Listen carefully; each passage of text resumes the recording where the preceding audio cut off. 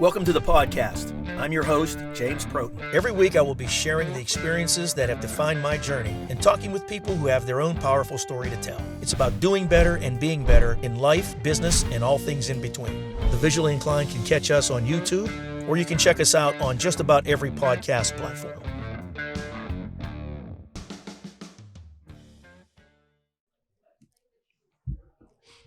All right. Good morning, everyone. Welcome to the podcast.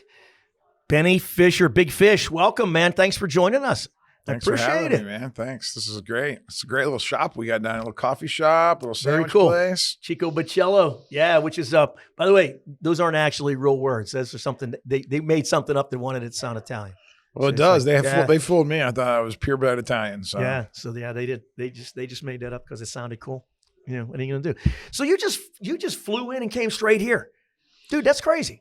Yeah, I was in New York City last night and had an opportunity to have Gary Vee on my podcast. Now, I couldn't get Gary to fly to Pittsburgh to shoot it here, so I flew to him and got to do it in his iconic office, and that was nice. It was pretty cool. I actually would have liked that better anyway because I got to see the office in New York, see what a big media company looks like. VaynerMedia office? VaynerMedia, V Friends, Gary Vee, the personality. Sure.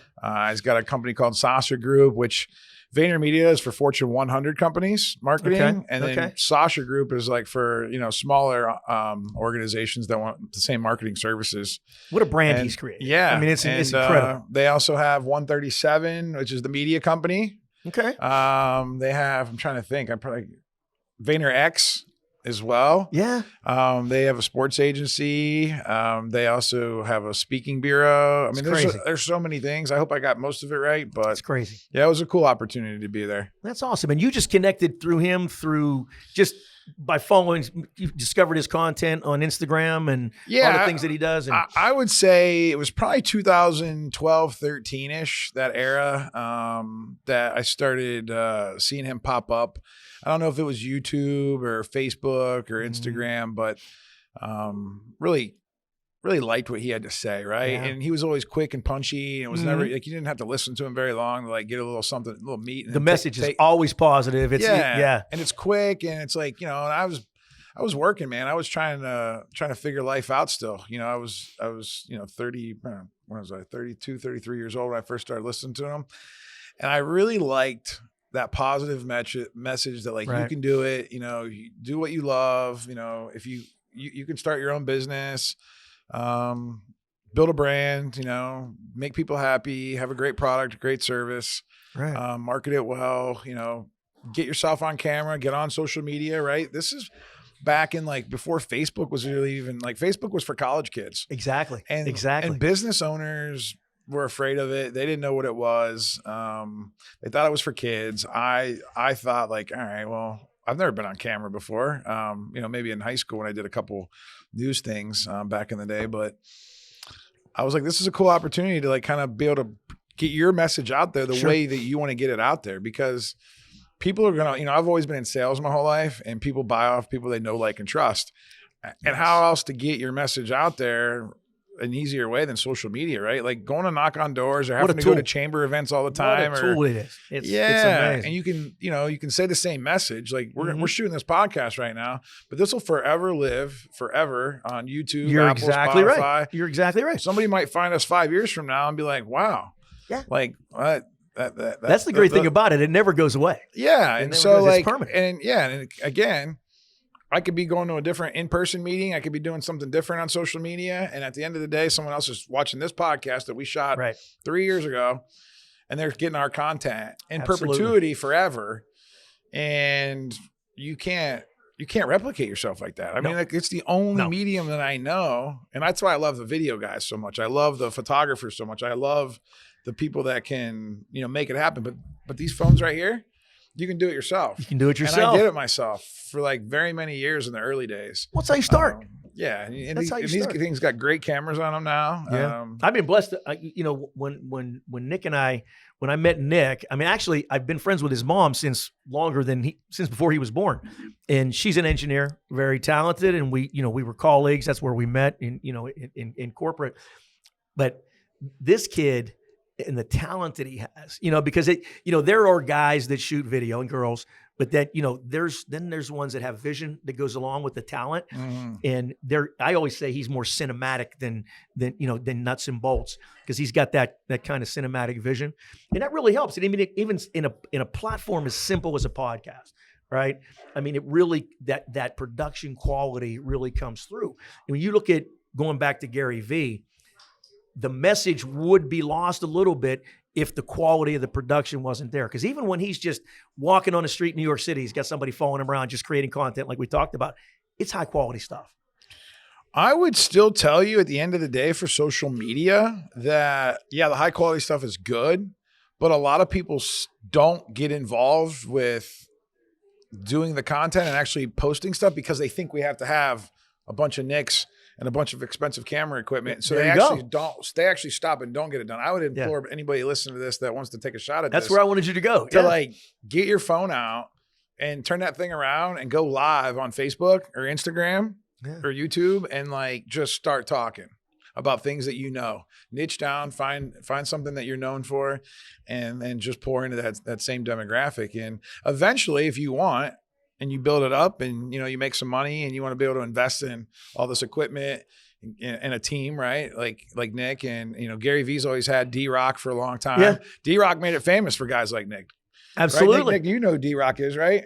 Yeah, absolutely. Yeah, absolutely. And D-Rock and Gary Vee actually just parted ways. I think D-Rock was there for 10 years. Now D-Rock's going to go build his own company. Right. And now Gary's got Dustin, not Justin. I love you, buddy. He was great. He's great to work with, right? Yeah. He's a young, listen, it's a young man's sport. It's a young man's sport. To be following entrepreneurs around all day, every day.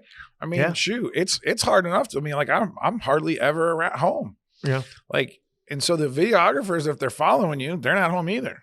It's true. You know what I mean? And and then when you're editing all night, and it's like, it's a lot of work to do high production, but I don't want people to think that you have to do all that. Right. I actually am starting to think that it may be better just to have it more organic because it's going to be more real. It's more authentic. Authenticity is that's the big buzzword right now. Everybody wants to be authentic and real. And, it's not an easy thing to do. It scares the hell out of people. Well, because people have been fake for so long. I know. Because everyone's trying to cover up. Their fears, their insecurities, their shame. We're covered in warts. Oh, I don't like my pimple right now. That's exactly right. Oh, I gotta get a nose job. I gotta get liposuction. I gotta I gotta be perfect for the world to see.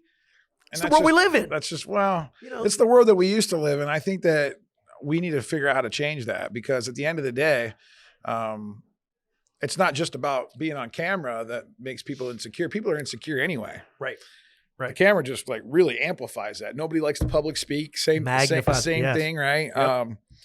But it comes from that inner confidence. And if you can get to a place where you love yourself and you actually have compassion for yourself and you can forgive anybody that's ever done you wrong in your own mind, right? Because really those life events that led you up to this point, a lot of people have a negative perspective on how they got to this point right now. You have to be able to forgive yourself for doing wrong as well. Yeah, of course. And that all starts, authenticity, forgiveness, all of that starts with accepting who you are right now in the world, in this moment. Acceptance is where it all starts. That's opens the door to authenticity, right? You have to accept yourself and your circumstances first before you can change anything. That's really cool. I love it. That's really cool. And so you're not trained in any of this stuff. I mean, you got a great podcast. You have a roofing company, and from the roofing company, marketing, all these things you just started to pull things together that don't necessarily fit. It wasn't like Legos where you just snapped everything together. It took a little bit of vision to pull these things all into one, under one umbrella. So that's right. And I think that my brain naturally, I have like a visionary brain to where I see things like in high definition color, probably 360K instead of 4K, whatever that is. I see it and I see it so clearly and I see how all the dots connect. Okay. So then what I had to do is figure out once I had the courage to go out and start, it's all right, what do I know now? What are my strengths? And let's build around those strengths first, triple down on my strengths. I'm going to build around my strengths and the things that I'm not so savvy in or I don't know, I got to go learn. Right. And I got to go watch people who I think are doing a really good job at it. And so I take a lot of pieces and parts from everybody, and I'll go down little rabbit holes and be like, all right, man, like for instance, like with Gary, it was all about like, how do you create amazing, authentic social content?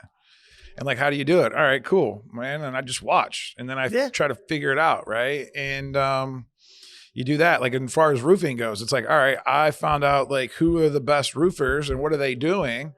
And I borrow things from them, and then I figure it out, and then I put my own little flavor on it. Right. It's like it's a mix of ingredients. I don't think anybody ever really creates anything original. It's an original mix. The ingredients are always there. But because there's a billion different possibilities, and like, it is your own unique mix, but it is a mix of different ingredients. Yeah. Yeah. No, very cool. And there are very few original ideas left, right? When you have an idea, it always comes from something that somebody has done that caught your attention. And then you take that idea and make it your own, right? So it's not like, bam, I had a light bulb, I'm going to do this. See, you saw Gary Vee, you saw, you started, that piqued your interest, something inside you, and you went and took what he was doing and made it about you, and it made it fit you and who you are and your personality in your life. Yeah, because I will say that other side of that, I see a lot of people out there that try to be just like somebody else. Uh-huh. Probably started from the Michael Jordan commercials back, be like Mike, right? Be like Mike, yeah. Well, here's the problem. There's only one Mike. Ain't nobody gonna be like Mike. Now they can try all they want, Mm-hmm. but what happens is when you try to emulate someone like to the T, there's gonna be a lot of heartache. There's gonna be a lot of pain, because that's not really truly who you are inside. So I think a lot of people get down that chase where they chase and they try to be like someone else.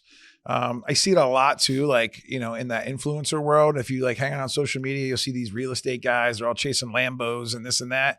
And it's not really who they are, but they think because so-and-so has a Lambo, they got to do a Lambo. Then they go into debt for the Lambo. Then they do have to do funny stuff to get the Lambo. And that usually hurts the customers or their employee. And it's just usually things get clunky when you don't start out just doing what you think is right and following your intuition and instinct. You can't say it any better than that. I mean, that's exactly the path. And when imitation is the sincerest form of flattery, but it does nothing for you personally, and it just keeps you stuck in the mud. So, like most of us, you've overcome adversity. You didn't have, it hasn't always been smooth sailing for you to get to where you're at, and at your age and what you've built in really a short amount of time. It's not like you've been building this for 40 years. That's impressive. How did you? In doing some research on you, because this is the first time we've actually met in person. We've been connected on social media for a while, but we've never actually met in person. So I'm not a deep dive researcher, right? I'd rather have the conversation flow. But you talked openly about a near-death experience and about having, the adversity that came into your life and having to try to climb that mountain. And tell me a little bit about that. Where did you dig into to come up and to overcome that and not just wave the white flag and quit like a lot of people would? Well, I think it's because like when I had that near-death experience, I almost died from a drug overdose, and I have a strong belief in God, and I've not always been as close to God, especially in those times. But then when I woke up from that and realized I'm still here, and this wasn't the first time that adversity has ever happened to me where I felt like I was at a rock bottom type point in my life. I'm like, why am I still here? Like, I should be dead. Like, I mean, I've tried many times to like, not intentionally like hurt myself or kill myself, but like, I keep making these dumb decisions and keep doing this stuff. Why am I still here? And it's like, I know deep down inside that I have a message to get out to the world. Sure. And I have a gift to, I think, and I also know that God has a purpose for my life, and I just have to lean into that more and just like accept that and like go, instead of what we were talking about earlier, always trying to be like somebody else. Right. Cause there was many years of my life and I'm looking up to these guys, these older men in my life on that are almost fictional characters really. Yeah. And I'm like, oh, I'm trying to be like that. Well, that wasn't me. And like, it hurt. Like it got real clunky along the way and almost killed me. Sure. And so in 2017, when I had that experience, I realized I'm like, man, I got to figure out why Ben keeps going self-sabotaging himself. You know, I got this great heart. I care about people. I love connecting. I love relationships. And I just can't figure out how to make it all work. Well, I realized that I can't do it all. But I was never taught or trained, or I never had a really good mentor or leader in my life that told me that. I just thought I had to do everything. You know, I had to be a good manager. I had to be a great husband, a great father. I had to be able to do all these things to be able to keep it all going. And I realized that like, I have to be able to be more open and more vulnerable and be able to like reach out for help when I need help instead of just trying to hold it all in. Cause a lot of men, hard thing to do. A lot of men, we grow up, especially, you know, I feel like guys that are 40 and over, I'll just say, our dads, like, you know, kind of kept it in too. You know what I mean? Like, they didn't really talk. Listen. Yeah, we never saw him flinch, man. I never, you never right. see him cry. You never see him, like, you just see him keep working, like work through it and like tough it out. That's not sustainable when you get to become an entrepreneur and when you start to add all these things. You know, it's one thing if you just work your steel job, right? Yeah. And you go in, you work in a mill, you come home, put your lunch bill down and go, and you still have problems, but like, dude. but it's a lot, but you're only dealing with like a lot less people. When you become an entrepreneur, that's the choice you take.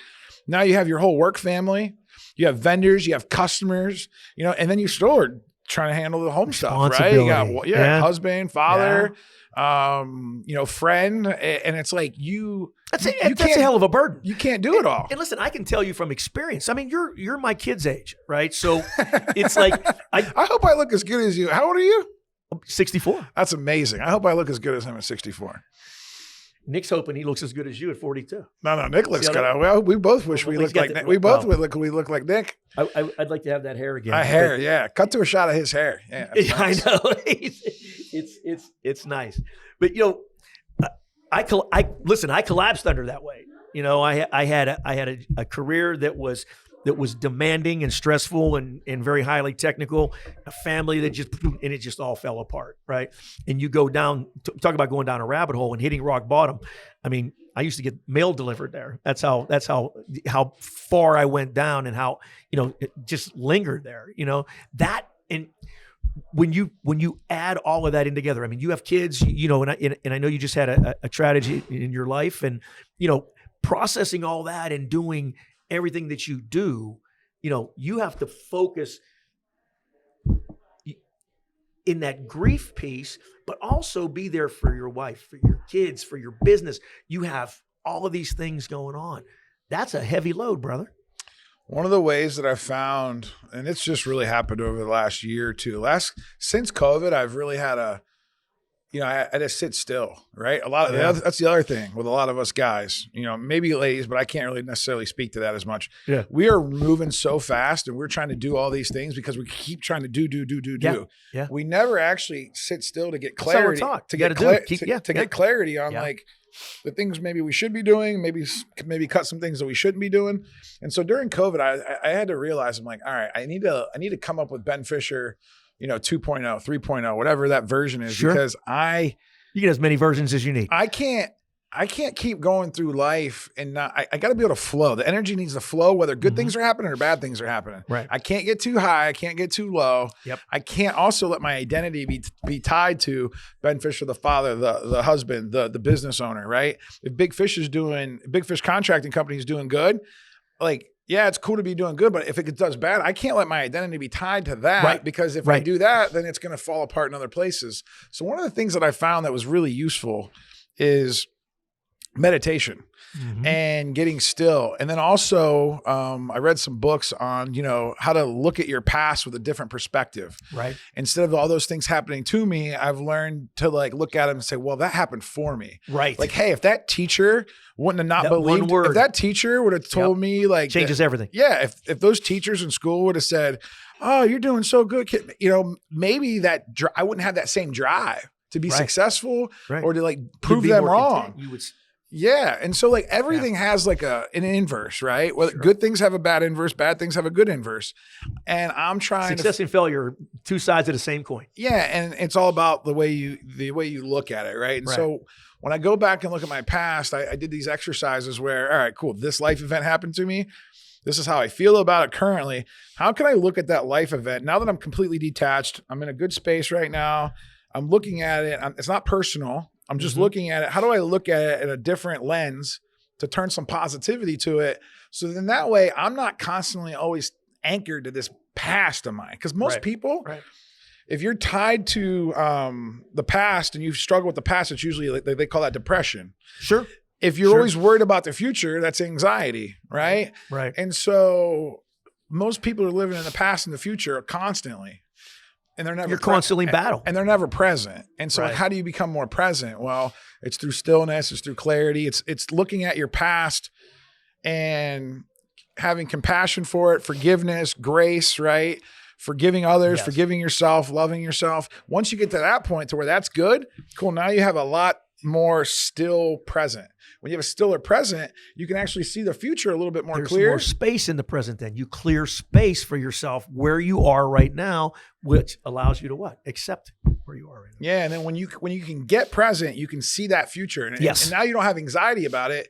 You have clarity and you can actually see what your future self looks like. And if you can start acting like that future self now, today, you can actually manifest that way faster than you ever thought possible. 100%. And then you're constantly doing iterations of that. And then that's when the flow starts. And then that's when life gets really good. Yeah, that's when it's fun. Because no matter what happens, it's just flowing through you. And and you realize, because you've trained yourself, even when bad situations happen. I just lost a baby. Brittany was 20 weeks pregnant and she had to give birth to a stillborn baby. It's a tragic thing. And it's something that nobody should have to see. But because I've dealt with my brother's murder, I've dealt with my drug addiction, I've dealt with overcoming a felony conviction for drugs. I was bankrupt. I've been homeless before. There's so many other things that's happened in my life that it took me a lot longer of a time to be able to come to grips with that. Well, now because I have that process, I can actually take bad things that are happening in real time and process them so well to where it's all right, well, I'm already trying to think of wow, yeah, that was really sad. I can see how that feels, but I also know that 10 years from now, I can look back at that and say, well, maybe this happened for this reason. Maybe this is teaching me to do this. Maybe this happened for a reason. So I could see, in this particular instance, I could see life at a different state that most people never get the chance to see life. Most people have never seen what a 20-week fetus looks like, with fingers and mouth and ears and eyes and toes and that just super fragile state. And then to me, it's how lucky are we to even be alive right now? Gary Vee says there's a video out on YouTube, 400 trillion to 1 is the odds that we even make it here, right? Yeah. And then, and not everybody makes it. Right? Do you know who Neil deGrasse Tyson is? I've heard of him. Okay. He's a brilliant human being. One of the most brilliant human beings on earth. He said something I saw on YouTube the other day, that more people will never be born than the sum total of every human that's ever been born. Because you're talking 400 trillion to 1 odds, right? Talking about a miracle. Mm-hmm. Okay. So there are people waiting to be created that will never be conceived and never live, right? Than have ever lived in the entirety of human existence. And we woke up this morning and we're here. And because of some of the experience that happened in my life, I've been able to really that's why I'm always smiling. I'm literally, I'm here, dude. I'm so happy because I have another chance. What you just said, okay, would have knocked 99.99% of the people on this planet off their feet and buried them right in their tracks where they were. For you to even, and you just kind of off the cuff said this, and this, and you're still going forward.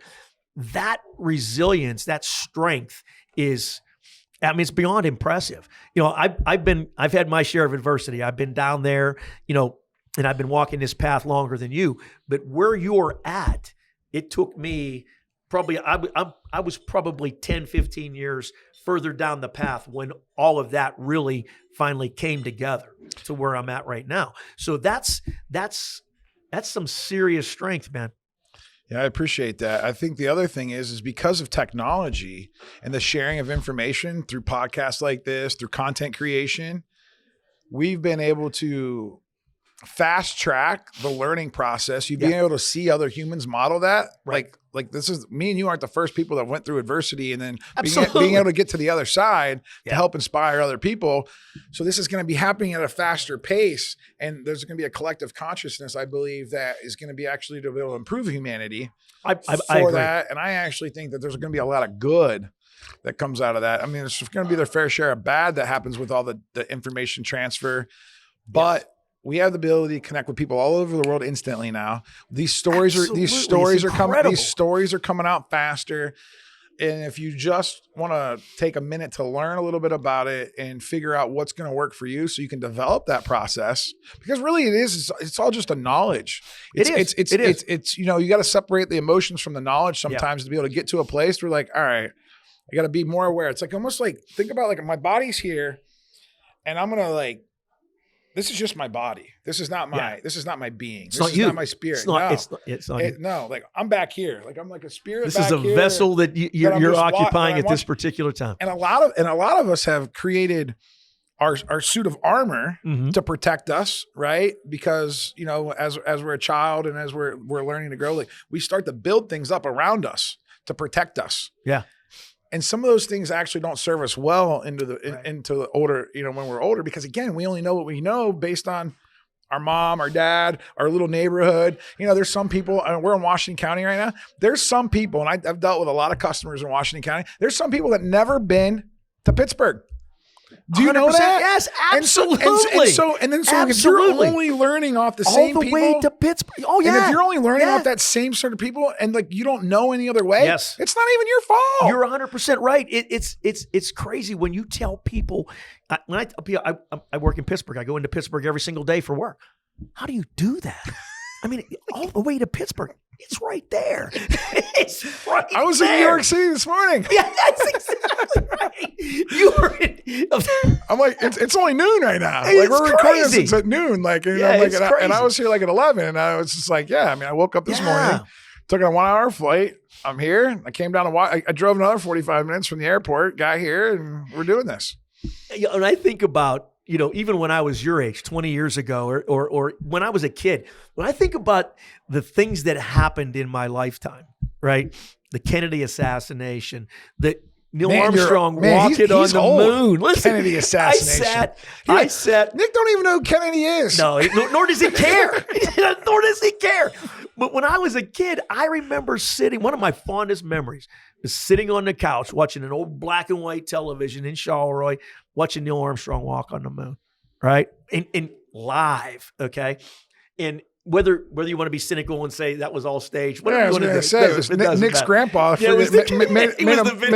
a movie. Him and Steven Spielberg are like making that thing happen. But think about those type of events, those things that happen. About the Vietnam War, right? When you look at what we did in Iraq and Afghanistan, think about those things. If we had social media, if we had today's technology back then, how some of those events would have changed.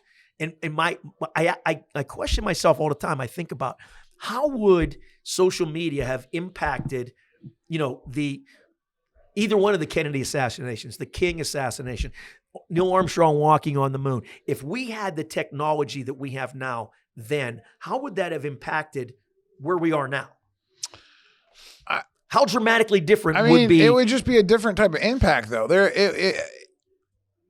I don't. I mean, think about it. You can think about it, and again, however you want to steer it, you could say, all right, well, what would have happened? Would we be doing Jetsons flying cars right now if we had, you know, discovered this earlier? But it's an interesing concept to think about. I think everything happens right when it's supposed to happen. Yeah, I do too. There's no coincidence. Everything happens for a reason. At the end of the day, you know, you could look at it. All right, cool. Maybe Kennedy went and got assassinated. Okay, well, then maybe the security wouldn't be as good.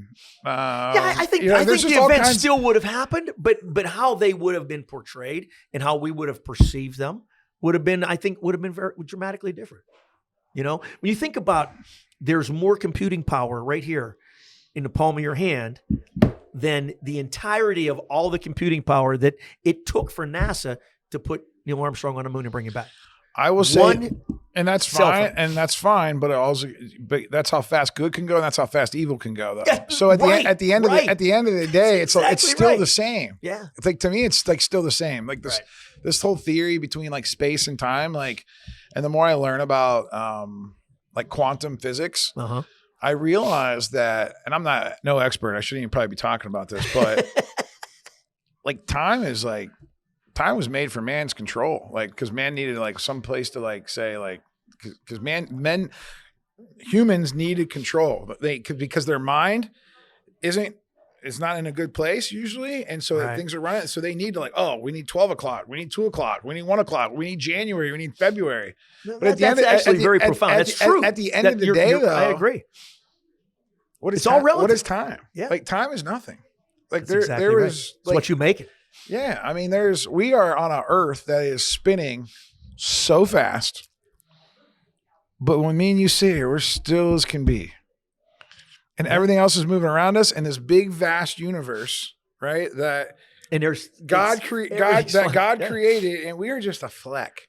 Yeah, and we're not even like, and on the space time continuum. I mean, we are like, it's not even like it's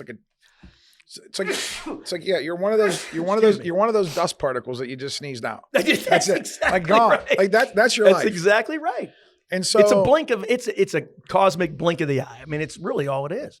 You know, we think we are. I read someplace again that's 7% of all of the people who have ever existed on Earth are alive right now. 7%. That's a big chunk when you think you're talking a couple 100,000 years, right? 7% of all the people who have ever lived are alive right now. It's crazy. It's crazy. It's absolutely crazy. That's a little deeper than we needed to go. It's all right. Yeah, that's cool. So what's next for you? Where are you going from here? What do you got? What do you got on the drawing board? I mean, right now I'm gonna go home, and then I got a Zoom call, and I got another call, and then I'm gonna go hang out with my kids tonight, and my baby's turning 1 tomorrow. Nice. To be honest with you, like I don't have an expectation. You're for really what's in the next. moment. I'm as present. Life's happening for me. I'm letting things come to me, and I say, I don't. Yeah, if you would have asked me that question 3 or 4 years ago, I'd be like, I'm going to do this. I'm going to do that. I'm going to do that. Yeah. I've learned that like that is a recipe for disaster most of the time. Yeah. And so I can just say that, I don't know what's next. I am. That's a beautiful thing. Sometimes I'm excited. I'm excited about that. I love that actually. I love like not knowing because I'm in. Yeah, like good things are going to happen, bad things are going to happen. Like it's inevitable. Like I have there's a history. Like just, all of us have good things that have happened in our life and bad things that have happened, but they're really just things. None of it really matters. It's how we perceive them, if it's good or bad. How you perceive it and how to respond to it. So they're really all neutral. Yeah. They're just kind of things. So like you might as well. They're things. That's exactly right. It's just stuff. You know what I mean? Yeah. And so like I'm just having a lot of good times of being present with people, trying to pay attention, trying to inspire others to kind of be able to get to this state because it's really a good place to be. Yeah. It's a great place when you don't have that anxious worry about the future. You're not depressed about the past. Like it is. It's a beautiful place. It's pure happiness. Absolutely. I'm right there with you. My only regret is that I didn't get to this place sooner.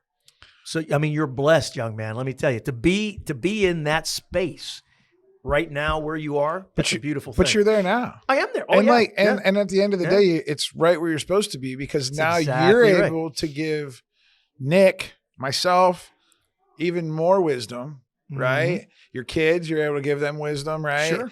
And if it would have happened sooner, maybe you wouldn't have been able to do that. Like, so, I would just tell yourself that like, try to have no regrets Because at the end of the day, at the end of the day, you know, it's just all about spending time with people. Yeah. And you're doing that through this podcast, you know, and through making meaningful relationships in the community. That's what it's all about. That's what it's all about. The journey is about who is walking with you, right? So there's no destination. The destination is the journey. That's what you want to focus on. And it doesn't matter what you've accumulated when you get to the end. We all have an end, right? We've all got an expiration we're going to be one of date. those little dust particles on the floor. I mean, That's exactly right. Yeah, that's how we came in, and that's how we're going to go out. That's exactly right. So what you have, what you've accumulated, what you've done means absolutely nothing when you get to that day. Your end day, we all have an end day, right? But who you've brought with you, that's all that matters. It's the people around you, the people that you've brought with you.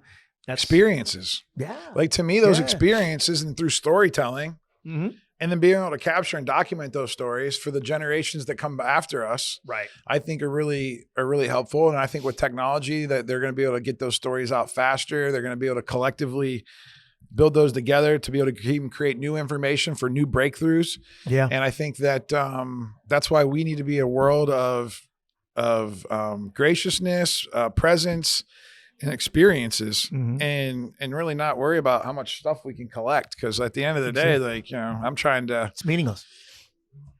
Yeah, you know, it really is selfish sometimes, I think, and I'm trying to actually get to a place where like I don't actually have anything. I'm there. Like I want to, like the more I read books about these guys, like going into the mountains of like Peru or India and like just sitting up there and like praying and meditating, and like that sounds so much fun and like so awesome. I did a silent retreat like a few months ago. Did you? Oh yeah. It was 4 days. I was silent for 3 of them. No talking, no writing, no listening to music. You get up, you do a yoga, you do a meditation, you go to breakfast. It's all vegan. You take a walk in nature for an hour, you come back, same thing at lunch, you know, you do a meditation, the Indian guru gives you a little lesson, you're completely quiet still. There's like maybe 20 or 30 people in this room with you, and like almost kind of like a temple setting, just a big open room. Everybody's on their mat, everybody's listening, but you're quiet, and 3 days of silence. And how did you pull that off? Well, believe it or not, I was actually one of the people that were able to pull it off the best when I was there. Nice. A lot because of some of the work that I've been able to do ahead of time to get ready for that. Right. Because most people can't sit with themselves. That's why we run around like chickens with our head cut off. It's hard. You described my morning routine. I mean, I get up, I do yoga, I write, I meditate, I journal, and then I meditate, and I have, and then go about my day. I do that every day to get that stillness, that quiet time. So I wake up at 4:00 in the morning, and I have 2 hours before anything or anybody in the house ever moves, right? So I have that time, that space to really get within myself and be still. And you would be able to actually go there and be really successful being able to do that for 3 days. The people that struggle with it are in that state of past and future constantly, and they've never actually taken time to sit still. Right. And then that drives them crazy.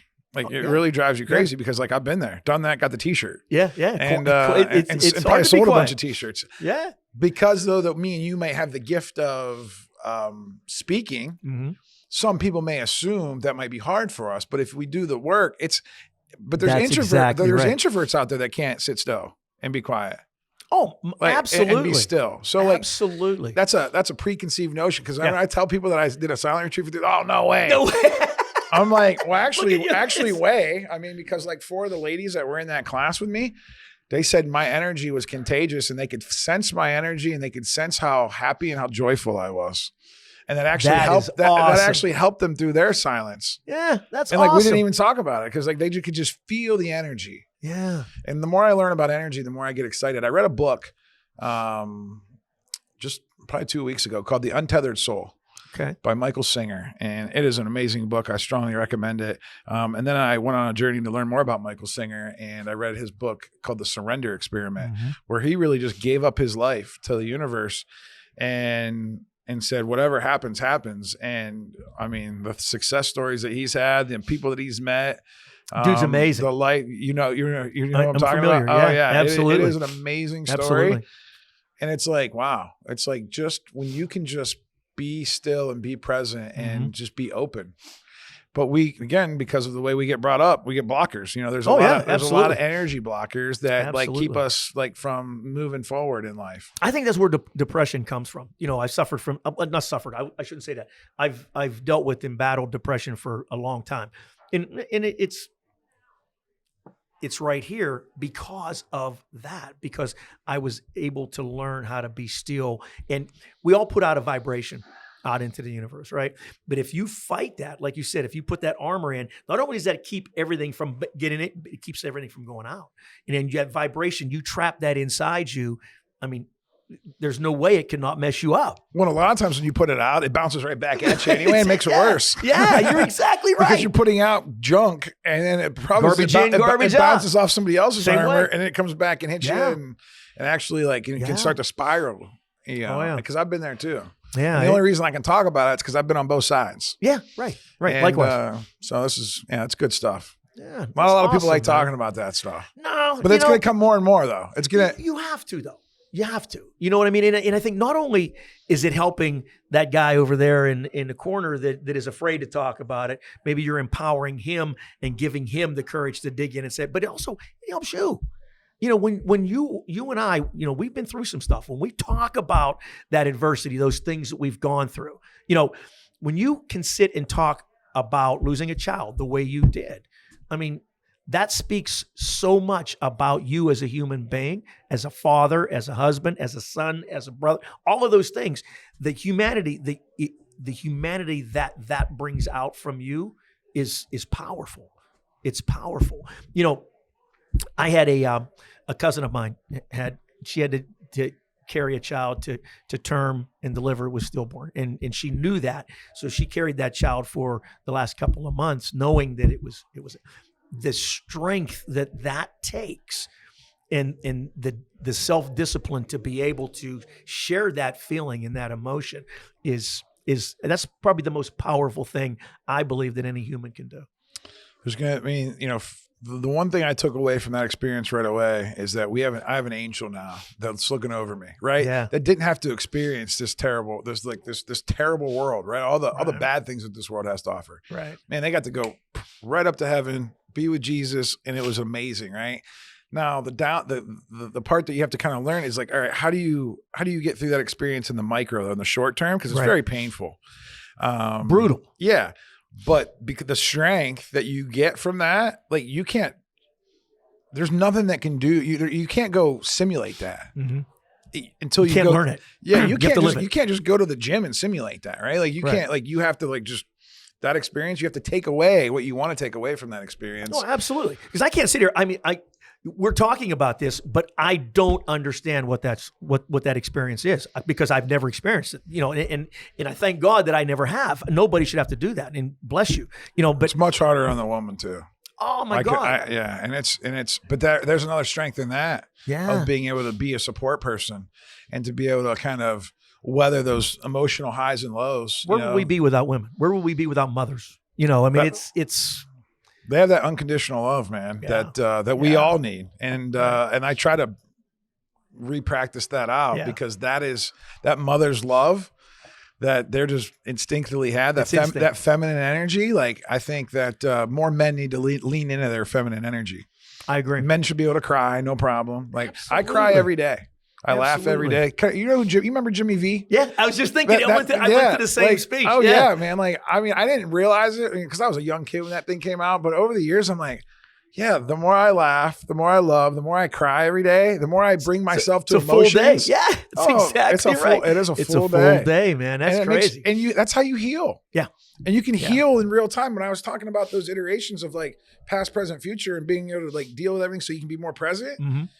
And you can start to teach yourself how to heal because your body, I listen to a guy named Joe Dispenza. I don't know if you're familiar with him, but you should check him out. I am. He says that your body, and I believe it now, can create any drug or any, like your body is a pharmacy. It can literally create but you have to be able to train it to be able to create what you need when you need it on demand because technically you shouldn't need any of these drugs. I mean, at the end of the day, because they should teach us how to do that, create our own pharmacy inside of our brain to release the chemicals that we need to be able to get through the day. Yeah, and everything that we need literally, mentally, physically is literally already within us. Everything is here that we need. So getting to the point where we need to wrap up. So let me ask you this.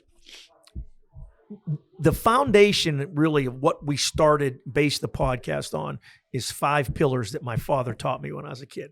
Live, love, learn, pray, inspire. And much like the Jimmy V, this was long before Jimmy V, and he was an old coach. He said, if you do these 5 things, you implement these 5 things every day, you're gonna have a damn good day. You're gonna have a good life, right? So of those 5 pillars, live, love, learn, pray, inspire. Take one that resonates with you and tell me why. Inspire. I think that after you've lived, loved, learned, and prayed, that it's your duty to inspire others to do the same. Yeah. And I also feel like at the same time, that is a superpower of mine. That is a gift that God has given me to be able to go through my life, these first 42 years and be able to take that as a catalyst to be able to, hopefully other people can see like, hey, I'm not perfect. I struggle every day still with stuff. Sure. But it's my duty to inspire others that they can be free. Yeah. And that's mine. Inspire. I think I get that from you, right? When you talked about the retreat and you talked about the ladies saying that, they got that joy from you, you have a joyful vibration that comes off of you. No matter what subject you're talking about, you can feel it. So that's your gift, young man. That is your gift, that just inner joy, and the ability to let that out. People pick that up. I picked that vibe up from you as soon as you walked in the door. I mean, that's who you are. You've had a difficult journey. You've had all of these ups and downs, stuff that you can control, stuff you couldn't control. But at the end of the day, you're here and you're in the middle of a joyful experience, a joyful ride. God bless you, man. I appreciate you coming on and talking to us. Thanks. This was great. I loved it. We got to do it again. It was great being here. All right, man. Thank you.